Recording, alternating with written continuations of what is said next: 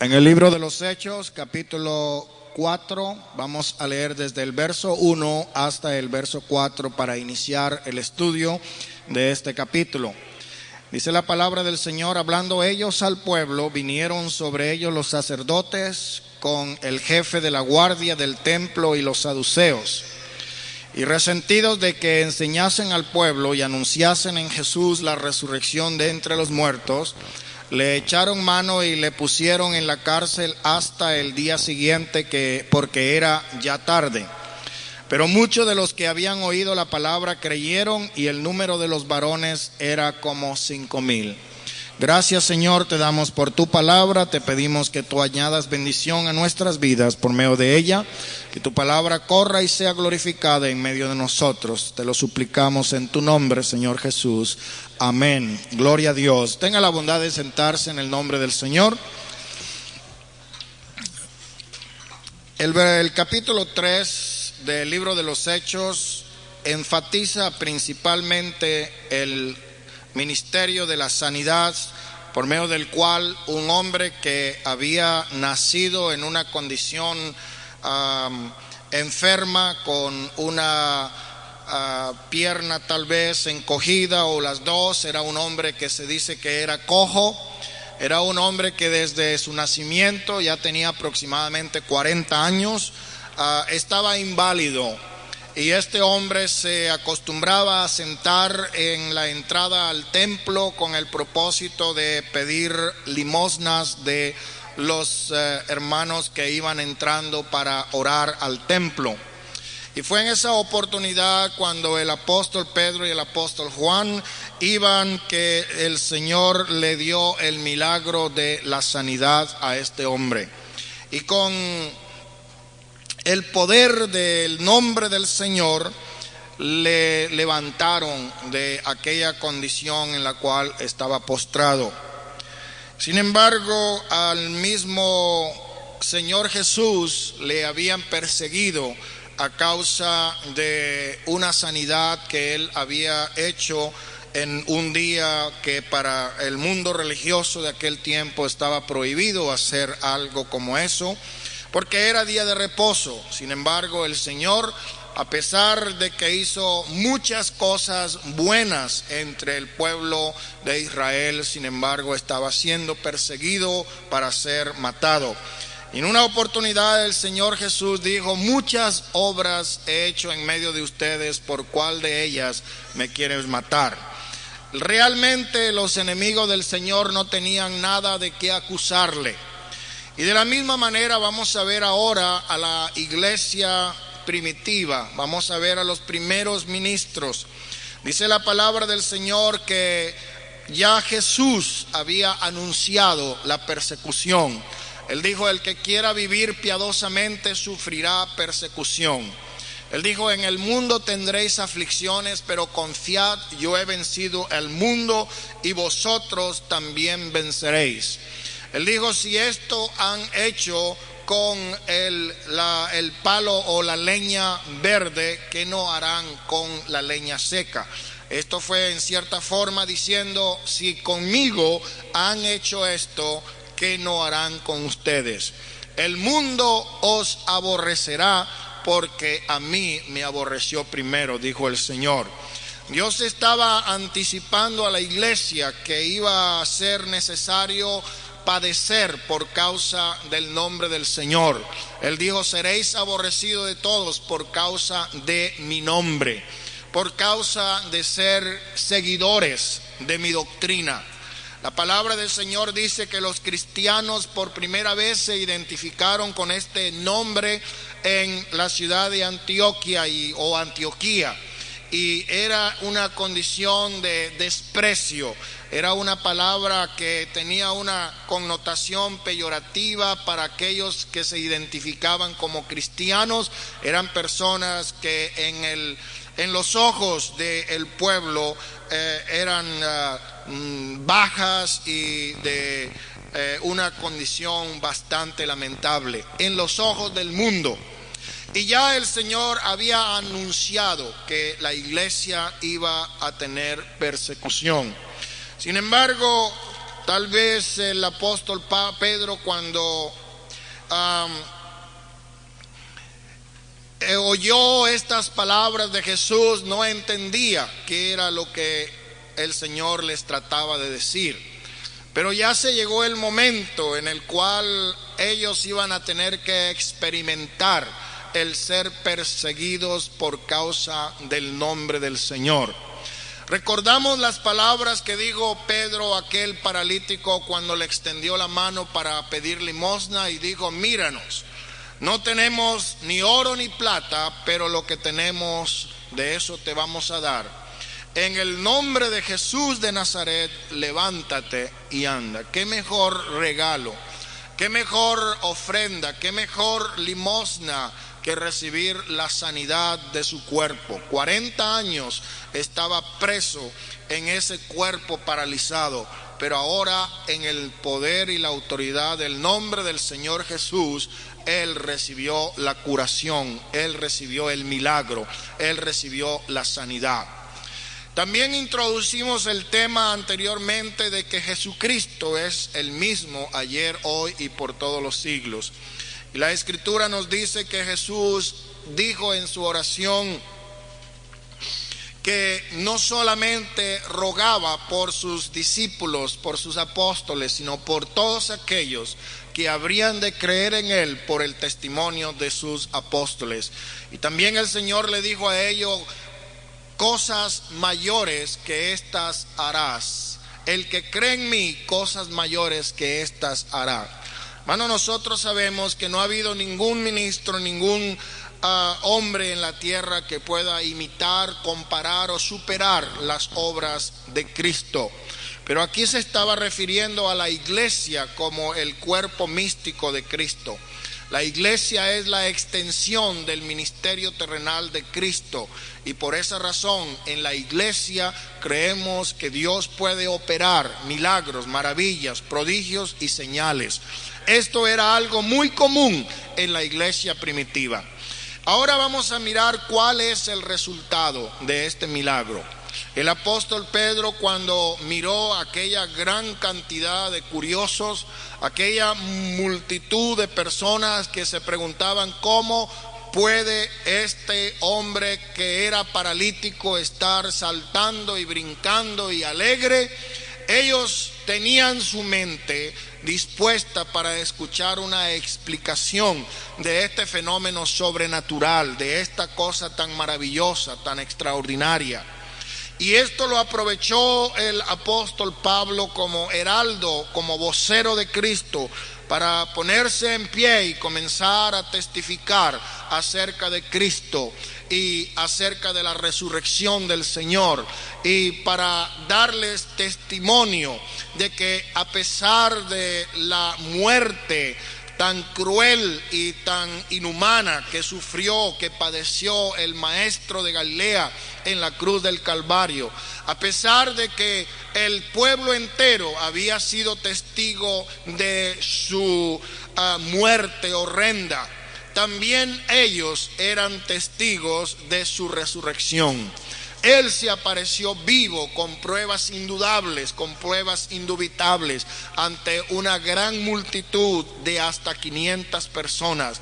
Y por eso Pedro tenía una confianza absoluta al poder predicar y al poder anunciarle al pueblo de Israel que a ese Jesús a quien los judíos habían entregado para ser crucificado estaba vivo, y que había subido y había sido recibido en el cielo en gloria por millares de ángeles que le aclamaron en su entrada triunfal en el cielo, donde está sentado en el trono de Dios. Gracias al Señor por esta introducción que dio el apóstol Pedro.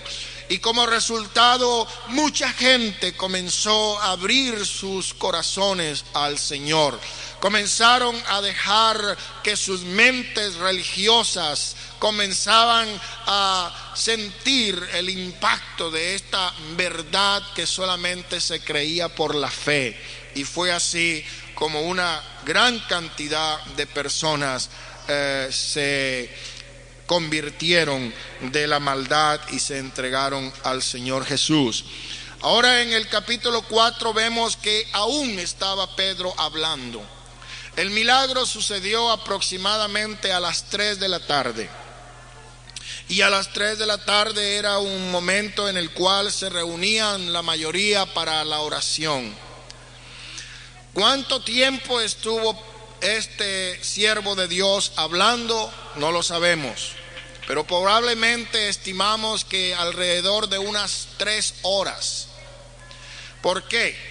Porque aún estaba hablando al pueblo cuando vinieron los sacerdotes, los jefes de la guardia y los saduceos.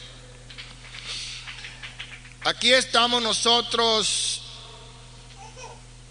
viendo lo que se consideraba el Senado, el cuerpo legislativo, la autoridad máxima en asuntos religiosos. El sumo sacerdote era la autoridad suprema, pero formaba parte de un senado, de una asamblea, que se conocía con el nombre de la Asamblea de los Ancianos y que después se conoció con el nombre del Sanedrín. La palabra Sanedrín es una derivación que se puede traducir como asamblea y es relacionada a la Asamblea de Ancianos, los cuales tenían la máxima autoridad en asuntos religiosos. El sumo sacerdote había sido nombrado entre la familia de Aarón. Solamente los descendientes de la familia de Aarón podían ofrecer o oficiar como sumos sacerdotes. En segundo lugar, tenemos también a los sacerdotes del templo que ministraban y tenían también autoridad, y los jefes de la guardia que estaban en el segundo rango de autoridad. Tradicionalmente, la mayoría de estos sacerdotes que formaban el Sanedrín eran de la secta de los saduceos. Los saduceos era una secta que contemporánea con los fariseos formaban la mayor parte de los religiosos del tiempo del Señor Jesús. Y una de las más notables diferencias entre los fariseos y los saduceos es que los saduceos no creían en ángeles, los saduceos no creían en milagros, los saduceos no creían en la resurrección. Y por esta razón habían sido los más empedernidos enemigos del ministerio de Cristo. Ellos habían sido los que acusaron al Señor Jesús. Ellos fueron los que le entregaron en manos de Pilato. Ellos fueron los que alborotaron el pueblo para que pidieran a Barrabás. Ellos fueron los que comenzaron a vociferar: crucifícale, crucifícale. Ellos fueron los que levantaron las manos y dijeron que la sangre de este hombre caiga sobre nuestras cabezas y sobre nuestros hijos. Nosotros nos hacemos responsables de la muerte de este hombre. Ellos eran enemigos del mensaje de Cristo. No creían en ninguna de las cosas que el Señor estaba enseñando. Eran personas que tenían mucho celo en cuanto a esta cosa y lamentablemente tenían la autoridad, tenían el poder, tenían la máxima autoridad en el pueblo de Israel en asuntos religiosos. Dice el verso 2 que ellos estaban resentidos. El resentimiento es una amargura, es un odio, es un rencor que no solamente es una emoción pasajera, sino que es ya un sentimiento bastante antiguo. Podemos decir, bueno, yo me enojé y me dio coraje, pero cuando hablamos de resentimiento tiene que ser algo más fuerte. Es como un odio, como un rencor que ya ha madurado por mucho tiempo. Posiblemente 3 años estos hombres, estos religiosos habían tenido odio por las enseñanzas del Señor. Ahora resentidos, de que enseñaban al pueblo. Ellos comenzaron a sentir celos. Miraron que la multitud estaba detrás de ellos, que las grandes muchedumbres le escuchaban. No podían negar el hecho de que algo estaba sucediendo, de que la gente tenía curiosidad por escuchar a estas personas. Y los religiosos se comenzaron a sentir celosos de ver que la gran mayoría de personas estaban allá con los apóstoles y no acá con ellos.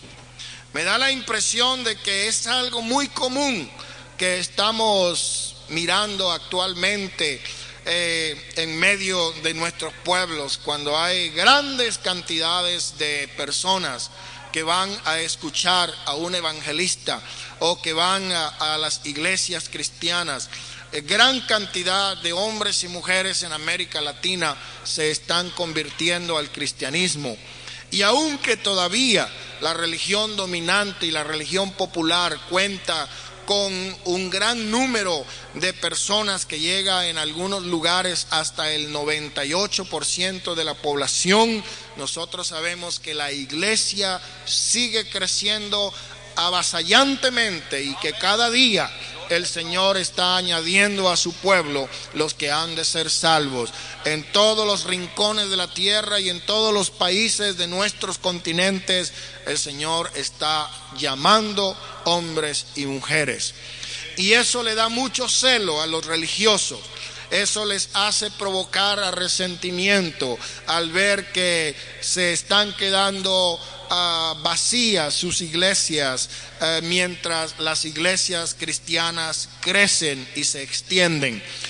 También hay mucho celo entre las denominaciones protestantes de ver que la iglesia del nombre de Jesús es una iglesia que crece porque tiene un mensaje que no solamente convence al oyente sincero porque está basado en las escrituras, sino que también va acompañada de la manifestación del poder del Espíritu Santo.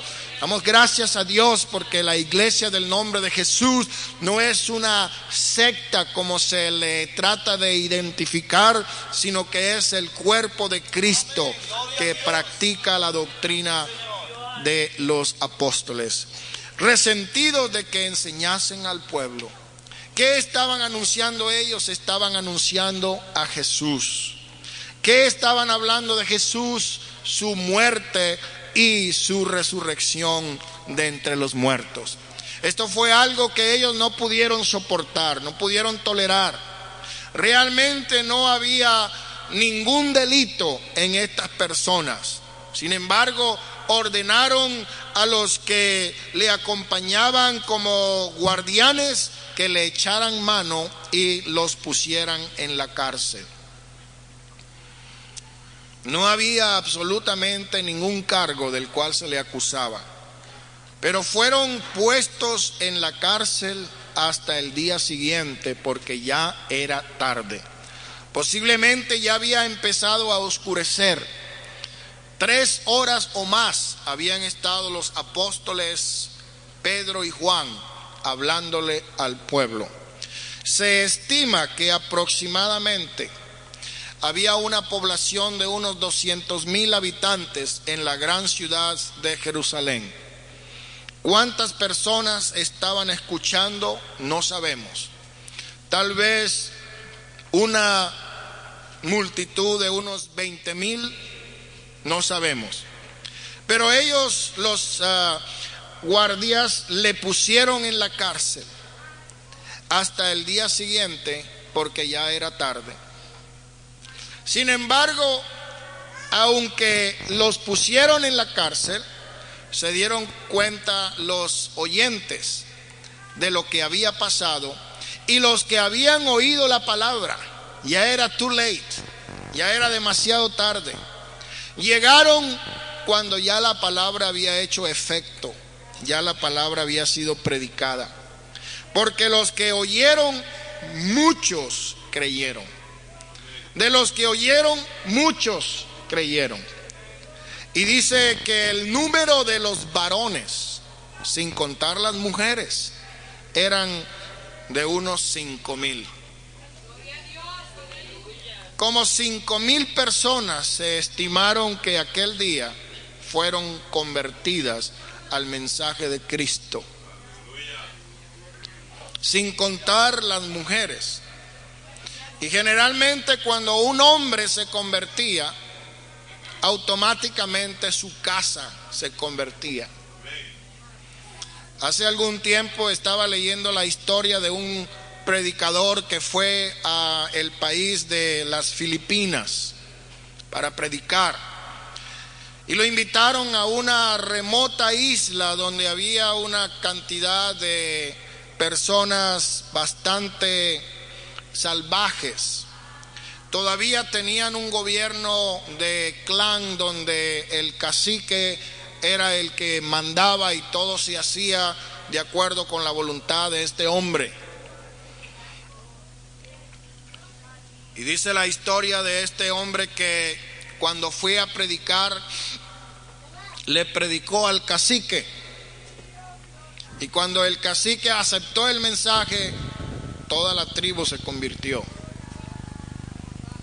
Y lo mismo sucedía en África. Por eso oíamos hablar de que habían grandes avivamientos en África y en las Filipinas, porque a veces cuando se ganaba al jefe de la tribu, se convertía todo el pueblo. Pero generalmente en los tiempos de los apóstoles, cuando se ganaba al hombre de la casa, cuando se convertía el hombre de la casa, porque aunque en el Evangelio se mencionan muchas mujeres que estuvieron con Jesús, mujeres que lo acompañaron en su ministerio, mujeres que estuvieron cuando fue llevado a la crucifixión, mujeres que estuvieron allí cuando lo embalsamaron, mujeres que estaban dispuestas a ir a llevarle especias aromáticas, mujeres que fueron a anunciar el mensaje de la resurrección. Gloria al nombre del Señor. Y la Biblia habla de muchas mujeres que hicieron un gran trabajo en la obra de Dios. Aunque la mujer tiene un lugar muy importante en el Evangelio, por la cultura oriental, nosotros vamos a ver que generalmente el jefe de la familia es el hombre. Todavía persiste mucho esa costumbre en algunos países orientales donde es un insulto decir damas y caballeros, o donde es un insulto decir las damas primero, porque todo es al contrario, es al revés. Pero el hombre era el que tenía la responsabilidad de la guianza espiritual. Y por eso le dijo el Señor por medio del apóstol Pablo al carcelero de Filipo: cree en el Señor Jesucristo y serás salvo tú y toda tu casa. ¿Por qué? Porque a él convertirse su familia le iba a seguir. Esto no estaba dando una garantía inmediata de que si uno se convierte su familia va a ser salva, porque la Biblia dice que cada uno de nosotros es responsable por nuestra decisión. El alma de el Padre es mía y el alma del Hijo es mía, y el alma que pecare esa morirá. Nosotros no recibimos la heredad de la salvación porque mi abuelito era predicador pentecostal, pero cada uno de nosotros tiene que tomar la decisión personal de aceptar el sacrificio del Señor Jesús como la única fuente de salvación. Eran como 5,000 varones. Qué hermoso poder ver que aquí hay hombres dispuestos a seguir a Cristo, dispuestos a conducir sus familias en el camino del Señor, dispuestos a entregar sus vidas al servicio de Dios. El verso 5 dice: aconteció al día siguiente que se reunieron en Jerusalén los gobernantes, los ancianos y los escribas. Cuando habla de gobernantes está hablando del sacerdocio. Los escribas eran los intérpretes de la ley. Y con ellos estaba el sumo sacerdote Anás y Caifás y Juan y Alejandro y todos los que eran de la familia de los sumos sacerdotes. Estaba la plana mayor, estaban las máximas autoridades, estaban los jueces de Israel. Y hermanos, yo no sé si usted ha tenido la experiencia de estar delante de un tribunal, pero realmente es una experiencia intimidante, es algo que pone a cualquiera nervioso, es algo que asusta el tener que ir delante de un tribunal. Pero cuando invitaron a los presos, generalmente el tribunal del Sanedrín estaba en forma de círculo para que todos se pudieran mirar. Y comenzaron a hacerle preguntas, comenzó un interrogatorio. Y algunas veces, hermano, cuando hablan los abogados, no le entienden ni qué es lo que están diciendo. Y lo enredan, y a veces usted dice sí cuando quiere decir no, y a veces dice no cuando quiere decir sí, porque no le entiende su lenguaje y muchas veces la manera como presentan las preguntas y esperan una respuesta.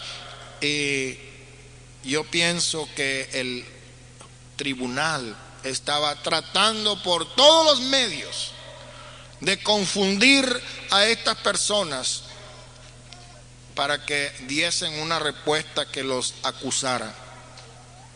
Lo pusieron en medio de aquel tribunal y le preguntaron con cierta arrogancia y con cierta burla, ¿con qué potestad? ¿Con qué autoridad? ¿Quién les dio a ustedes permiso para andar haciendo esto? Porque ellos no habían recibido permiso de los sacerdotes. Es la misma pregunta que le hicieron al maestro cuando se le acercaron y le hicieron, bueno, ¿con qué autoridad tú haces esto? ¿Quién te dio permiso para actuar de esa manera? Y fue cuando el Señor les contestó con otra pregunta. Y le dice, bueno, yo quiero que ustedes me contesten y si ustedes me responden, yo les contesto a ustedes. ¿El bautismo de Juan era de Dios o era de los hombres? Y cuando oyeron esta pregunta comenzaron a rascarse la cabeza y decir, bueno, vamos a pensarlo bien, porque si decimos que era de Dios, nos va a responder, bueno, ¿y por qué no lo recibieron? Y si decimos que eran de los hombres, nos van a acusar el pueblo porque lo tenían como profeta. De manera que estamos contra la espada y la pared y no tenemos ninguna respuesta. Aquí sí nos agarró y tuvieron que decirle, no sabemos. Y fue cuando el Señor le contestó también, pues yo tampoco tengo por qué decirle a ustedes con qué autoridad. Pero nosotros sí sabemos con qué autoridad lo hacía. Sabemos que Él tenía el poder de parte de Dios para hacer todas estas cosas. Y ahora le preguntan a Pedro con qué autoridad, con qué potestad o en qué nombre, quién les dio permiso para hacer estas cosas. Y Pedro, lleno del Espíritu Santo. Aquí habla la palabra lleno como una segunda llenura. No sé si en aquel momento, en medio de aquel círculo de jueces, él comenzó a hablar en otras lenguas. Pero aquí también se cumple lo que dijo el Señor antes a la iglesia y le dijo, no se afanen, no se preocupen, no se pongan nerviosos cuando sean llevados delante de los tribunales. ¿Por qué? Porque el Espíritu Santo le dará palabra de sabiduría para contestar apropiadamente. Hay muchas personas que han malinterpretado esto y utilizan ese versículo para ser negligentes en el estudio de la palabra de Dios. Y algunos dicen, no, yo no necesito estudiar porque en el momento el Señor me pone palabras. Y algunos neófitos que han empezado a predicar piensan que nada más se paran detrás de un mueble o de un micrófono y van a tener mucho que decir porque el Espíritu les va a dar palabras. Y a esas personas Dios los humilla por arrogantes. ¿Por qué? Porque luego que tienen la oportunidad de hablar a los 3, 4 minutos de decir lo mismo 10 veces, se le acaba todo lo que tenía que decir y dice, hermano, pues estas son mis cortas palabras, que el Señor le bendiga. Nunca olvidaré la historia que escuché una vez de un predicador que no creía en el estudio, sino nada más abría la Biblia y donde ponía el dedo de ahí predicaba. Hermano, el Señor quiere que hablemos acerca de esto y resulta que según un día la historia dice que abrió y puso el dedo en la división donde está la página en blanco que divide el Nuevo Testamento del Antiguo Testamento y dijo, hermano, yo creo que el Señor quiere que hoy en lugar de predicación tengamos un culto de oración.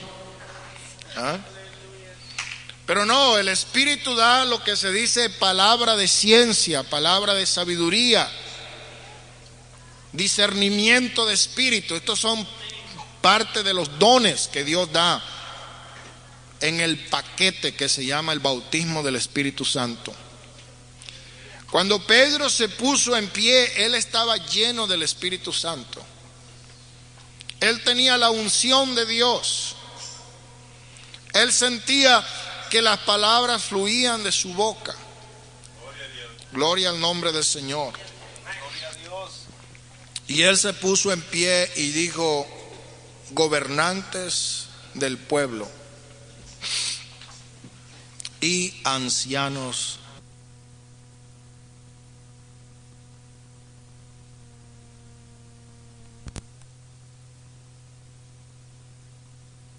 hermanos, está enseñado a acatar, a obedecer, a respetar las autoridades. Si usted no tiene nada de qué temer, no se va a asustar cuando vea un policía. ¿Por qué? Porque ellos están puestos para castigar a los malos, pero el que no la teme, el que no la debe, no la teme. Y la Escritura nos enseña que debemos de respetar y obedecer a las autoridades civiles. Pero eso tiene un límite. De la misma manera como la Biblia le dice a los hijos de obedecer a sus padres, porque es el primer mandamiento con promesa. Pues dice la Biblia, honra a tu padre y a tu madre para que te vaya bien y sean alargados los días que Jehová tu Dios te ha dado. Eso implica que si una persona era desobediente y deshonraba a sus padres, lo podían presentar ante los ancianos para que lo apedraran, lo lapidaban, para quitar el rebelde de en medio del pueblo y para dar escarnio a los demás. Pero la obediencia y la sujeción a los padres debe tener cierto límite. La Biblia también dice a las mujeres, obedeced a vuestros maridos en el Señor. Pero esa obediencia tiene cierto límite. La autoridad civil, la autoridad del padre y la autoridad del esposo tiene un límite. Y ese límite es que primeramente es necesario obedecer a Dios. Obedecer a Dios antes que obedecer a las leyes civiles, si las leyes civiles están en oposición a la obediencia al mandamiento de Dios. Pero aquí Pedro, en una forma de reverencia, en una forma de respeto, se dirige a ellos como gobernantes del pueblo y ancianos de Israel. No les dice cochinos, puercos a los policías, ni les dice asesinos, vuestras manos están manchadas de la sangre inocente. Se dirige a ellos con respeto.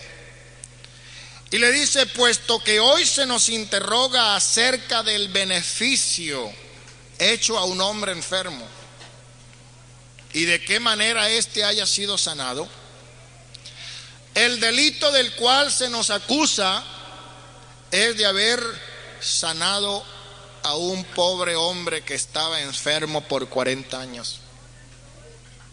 Ese es el delito del cual se nos acusa. Y como ustedes quieren saber cómo fue que este hombre recibió la sanidad, sea notorio, sepan todos ustedes y todo el pueblo de Israel que en el nombre de Jesucristo de Nazaret, a quien vosotros crucificasteis y a quien Dios resucitó de los muertos, por él este hombre está en vuestra presencia sano.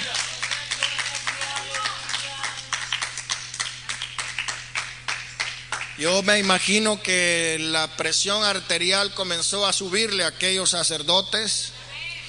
La cara se le empezó a poner colorada como un tomate. Se empezaron a enfurecer porque no podían soportar escuchar estas palabras. Y más adelante le dice Pedro, y este Jesús es la piedra reprobada por vosotros los edificadores, que ha venido a ser la cabeza del ángulo. El verso 12 habla acerca del nombre y dice, y en ningún otro hay salvación. La salvación no viene, dicen ellos, por las buenas obras. Mire, yo una vez ayudé a un cieguito a pasar la calle.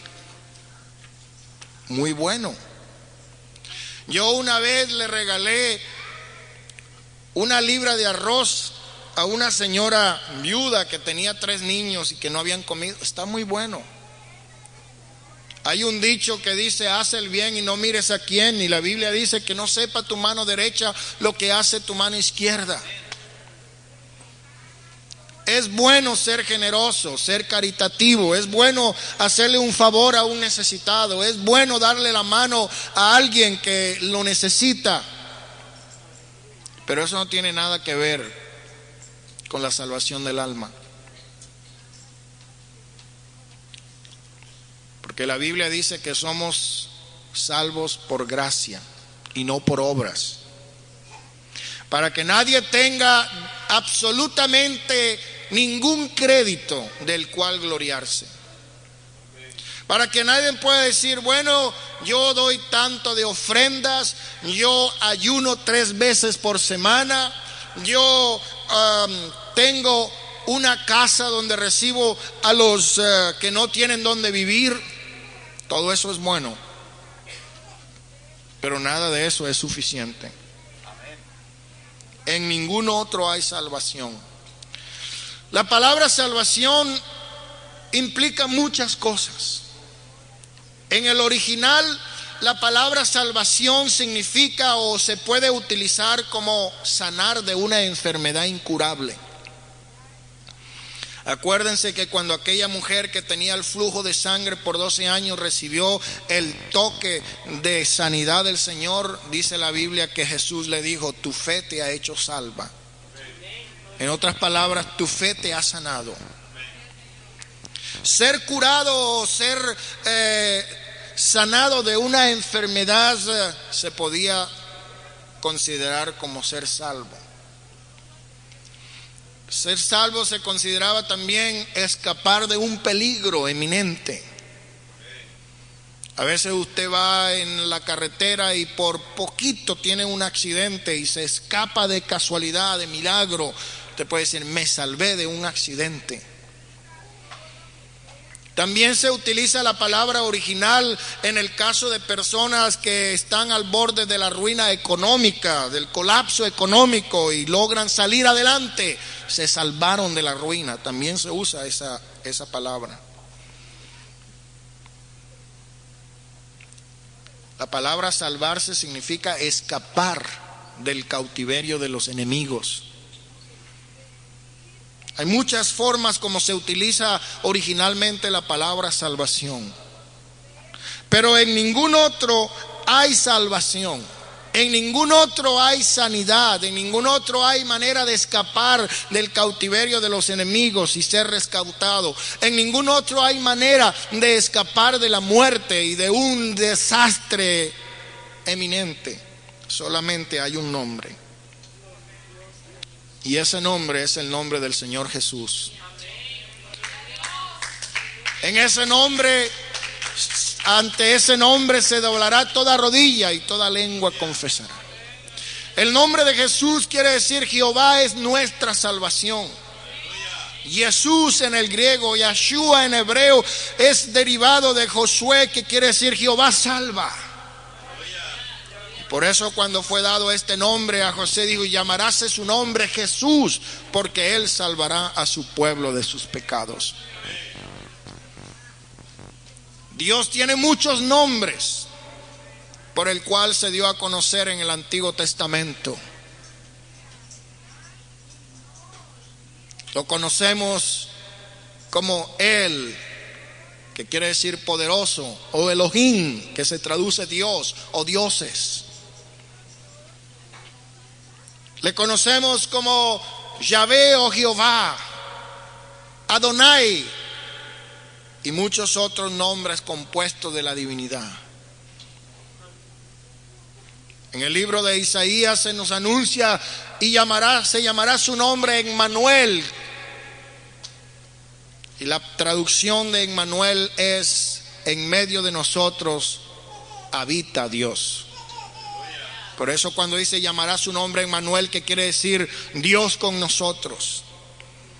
El nombre de Jesús es el nombre sobre todo nombre.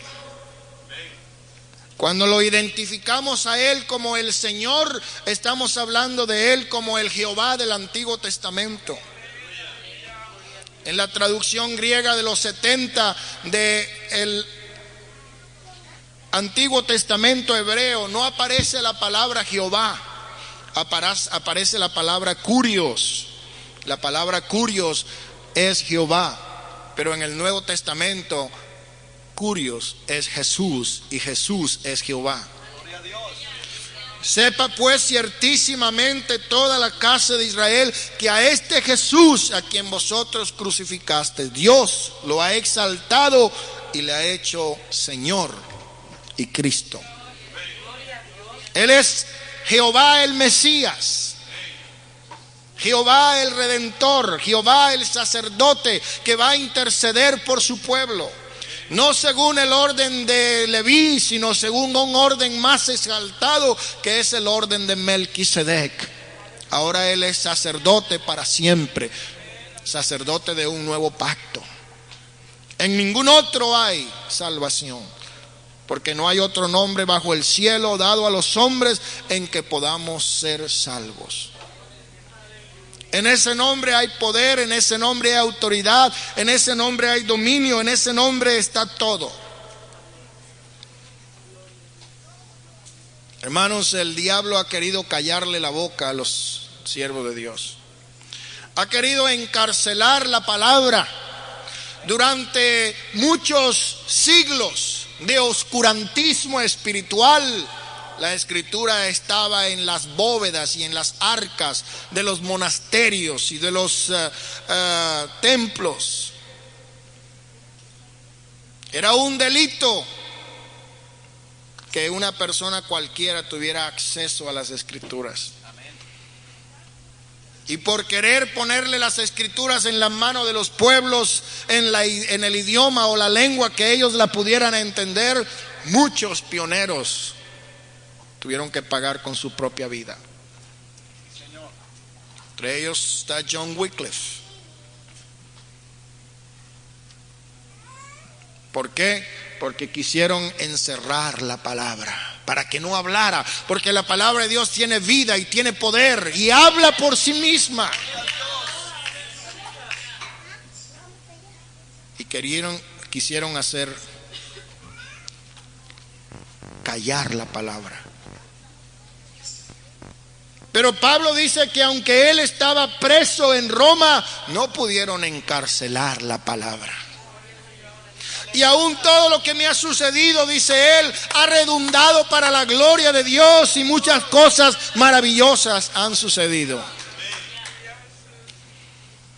Por eso dice la Biblia que en el verso 13, que cuando vieron el denuedo de Pedro y Juan, vieron la elocuencia de sus palabras, la sabiduría de sus dichos, la astucia de cómo se defendían con una apología y una retórica que no habían oído anteriormente. Y sabiendo que eran personas sin letra, es decir, no habían estudiado en una escuela rabínica, no se habían sentado a los pies de un maestro como Gamaliel, no eran personas que habían estado en las universidades religiosas de Jerusalén, sino gente común. Gente del pueblo, habían ido a la escuela primaria en sus sinagogas locales, pero no habían avanzado en estudios. Eran galileos y los galileos tenían cierto acento, cierta manera de hablar que parecían como campesinos, personas que usaban algunas palabras que causaban risa para los habitantes de Jerusalén y identificaron a estos hombres como galileos. Sin embargo, a medida que empezaron a hablar y las palabras comenzaban a fluir y el poder del Espíritu Santo estaba más bien convenciendo a los que estaban alrededor viendo el juicio, ellos dijeron: verdaderamente, esta gente ha estado con Jesús. La manera de hablar los delata. Su forma de expresar tan convincente nos da a entender que estos son discípulos de Jesús. Y viendo al hombre que había sido sanado y que estaba de pie con ellos, ¿qué más testimonio podían presentarle? Aquí está el hombre. 40 años estuvo sujeto a un cautiverio de impotencia, invalidez, enfermedad. Y todo el mundo lo conoce. Todo el mundo sabe quién es. Todo el mundo lo llama por su nombre. Es un hombre muy popular. Todos saben que no es un truco publicitario para atraer convertidos, no, es algo real, algo genuino, algo auténtico. Aquí está en medio de ustedes. Y decía la gente, los que estaban en el concilio: ¿qué haremos? ¿Qué haremos? ¿Qué haremos? Ahí estaba de pie y no podían decir nada en contra. ¿Cuál era el delito? Nada. Entonces le dijeron a los apóstoles: salgan para afuera un ratito y vamos a conferenciar aquí. Y decían entre ellos: ¿qué haremos con estos hombres? Porque de cierto señal manifiesta ha sido hecha por ellos, notoria a todos los que moran en Jerusalén. Todos los habitantes de Jerusalén se habían enterado que el famoso Cheo que se sentaba allá en la puerta de la Hermosa ahora está sano. Voló como una bomba la noticia, se regó. No había radio, no había televisión, no había satélite, no había teléfono, pero la noticia se expandió velozmente y toda Jerusalén se enteró. Y decían los discípulos, decían los sacerdotes: no podemos hacer nada porque el pueblo entero se ha enterado de esto. Si lo hubiéramos mantenido calladito, pero ¿quién puede mantener callada la obra de Dios como esta? ¿Qué haremos con estos hombres? No podemos ya detener el agua que ha corrido debajo del puente y tratar de detener lo que ya se sabe. Pero vamos a hacer una cosa. Vamos a amenazarlos para que no hablen de aquí en adelante en el nombre de ese Jesús.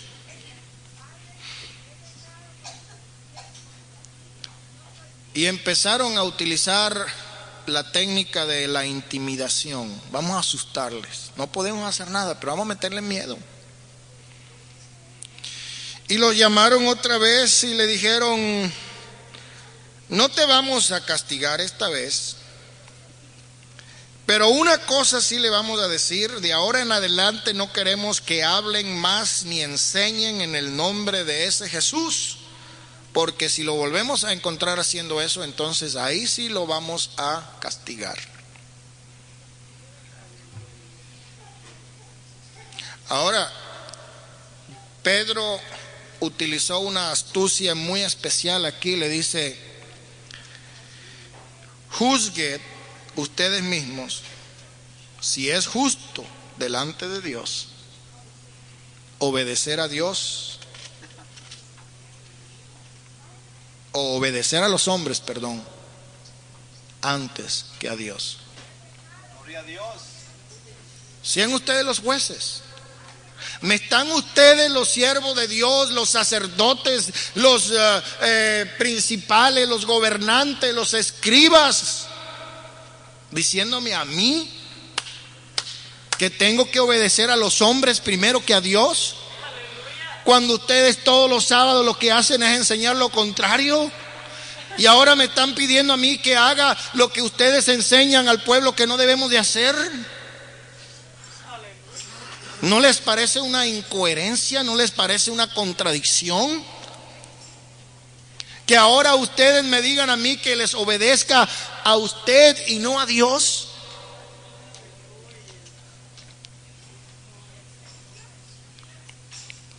Y quedaron los sacerdotes ahí boca abierta y dicen: no contábamos con esto. Creíamos que este pescador nos iba a decir: sí, lo que usted mande, patroncito. Pues no. Nosotros no podemos dejar de decir lo que hemos visto y lo que hemos oído. Nosotros no podemos parar de hablar.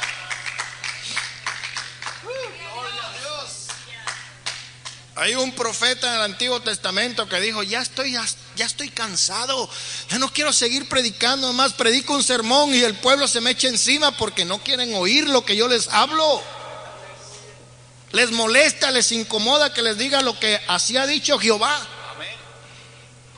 Nomás quiere que le hable cosas bonitas y que le enseñe de prosperidad y que van a tener triunfos y victorias. Y dice: quise callarme, ya prometí que nunca más iba a abrir mi boca para hablar el mensaje de Dios. Pero continúa diciendo: sin embargo, había algo dentro de mí que era como un fuego en mis huesos. No podía parar de hablar lo que habían visto y lo que habían oído. No queremos que hables más. Y dice: nosotros no podemos dejar de decir lo que hemos visto y lo que hemos oído. Y dijeron: ahora sí la botamos. Ahora sí la embarramos. Ahora sí nos metimos en un lío. Queríamos arreglar este asunto y ahora se nos puso peor. ¿Qué podemos hacer? Vamos a echarle otra asustada. Les amenazaron, pero no teniendo ninguna prueba de acusarlo, y tenían toda Jerusalén ahí esperando el resultado, el veredicto del juicio. Y aquella gente dijo: no, pues si le hacemos algo a esta gente, el pueblo se nos va a echar encima y nos linchan. Porque la gran cantidad de gente que había creído en Jerusalén era algo maravilloso. No podemos hacer otra cosa que soltarlos. No encontraron ningún modo de castigarlos. Hay una escritura que dice el Señor en el libro de Mateo.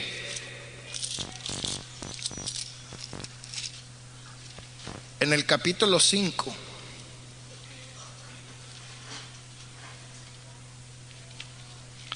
En el verso 11 dice, esto lo dice el Maestro Jesús en el Sermón del Monte. Bienaventurado cuando por mi causa os vituperen. El vituperio es cuando una persona es vejada, maltratada, humillada, acusada. Dice, bienaventurados sois cuando por mi causa os vituperen y os persigan y digan toda clase de mal contra vosotros. ¿Qué más dice ahí? Mintiendo. El diablo mentiroso siempre va a andar mintiendo.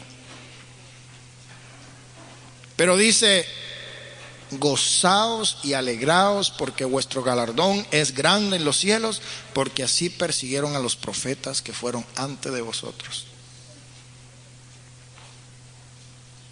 Hay algunos que tienen mal carácter, mal genio y nadie los quiere.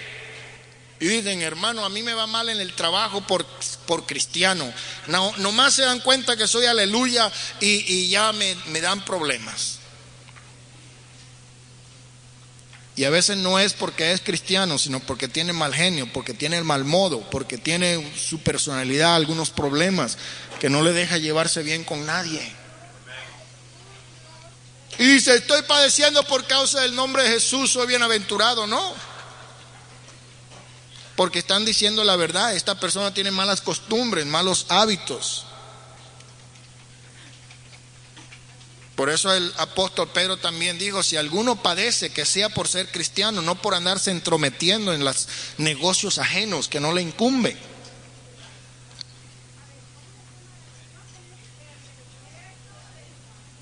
Ellos fueron amenazados y les soltaron, no hallando ningún modo de castigarles por causa del pueblo, porque todo el pueblo glorificaba a Dios por lo que habían hecho.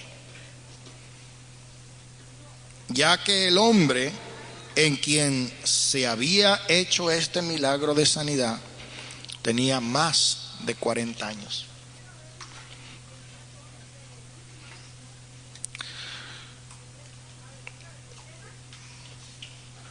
Hay algo bastante interesante en el verso 23 hasta el verso 31 que no podríamos cubrir en esta mañana, y por esa razón lo vamos a dejar para otra oportunidad.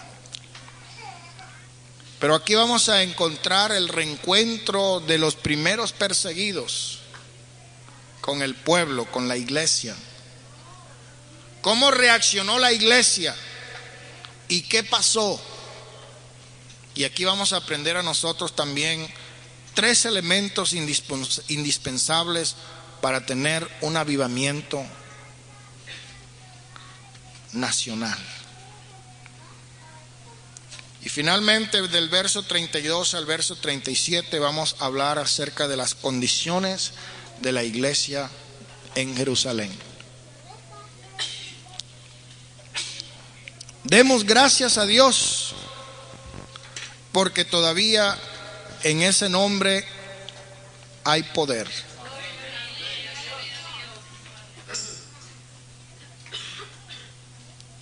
En el nombre del Señor Jesús todavía hay milagros.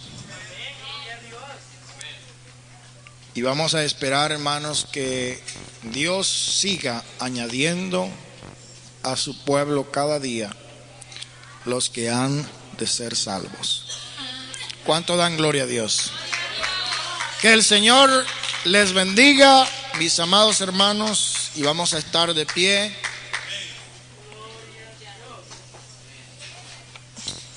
Cantemos ese canto que dice, en ese nombre hay poder, en ese nombre hay poder.